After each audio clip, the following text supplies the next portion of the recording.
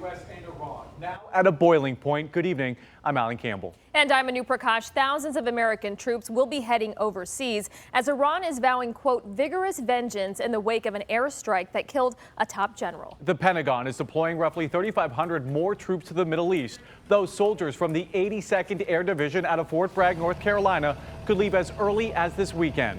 President Trump just this afternoon saying the general was killed to stop a war and that the U.S. is ready and prepared for any response. And tonight we have Team 7 coverage. Jim Kurtzer with the concern spreading in Metro Detroit. But we begin with Dave Llewellyn with the very latest as tensions escalate. Dave?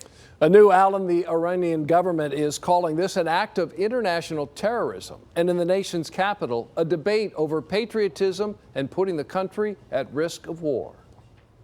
The American drone strike, which killed top Iranian General Qasem Soleimani, already sending shockwaves around the world. The U.S. now sending 3,500 additional troops to the Middle East. Last night, at my direction, the United States military successfully executed a flawless precision strike that killed the #1 terrorist anywhere in the world. One U.S. official and a source familiar with the matter telling ABC that Soleimani was planning a series of attacks across Lebanon, Iraq, and Syria. A senior defense official adding he was a target of opportunity. In Washington, the president's supporters lauding that swift action. The architect and chief engineer for the world's most active state sponsor of terrorism has been removed. But world leaders urging caution in the wake of the strike, some fearing further escalation. The attack taking place in Baghdad airport, home of U.S. ally Iraq, also drawing condemnation from their prime minister as a breach of his country's sovereignty.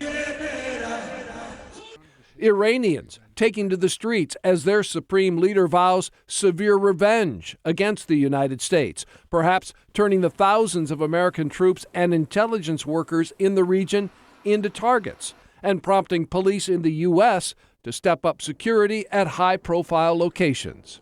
We are now potentially facing a threat that's different and greater than anything we have faced previously. Some Democrats upset they weren't involved in the decision to strike, now concerned about the consequences moving forward.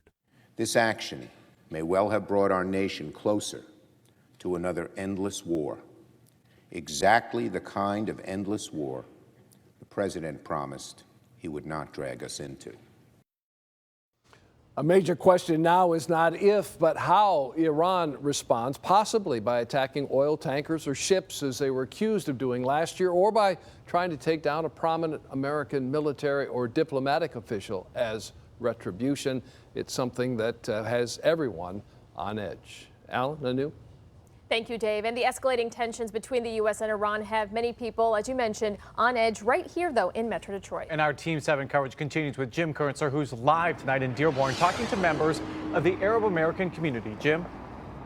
Yeah, Alan, I can tell you the reaction in Michigan is right along party lines, as we heard on the national level. That's why we came here to the Arab American News. Osama Sablani, the publisher here, has been outspoken about U.S. relations in the Middle East for decades, and a congresswoman who represents this district is concerned we are taking another step closer to an all-out war.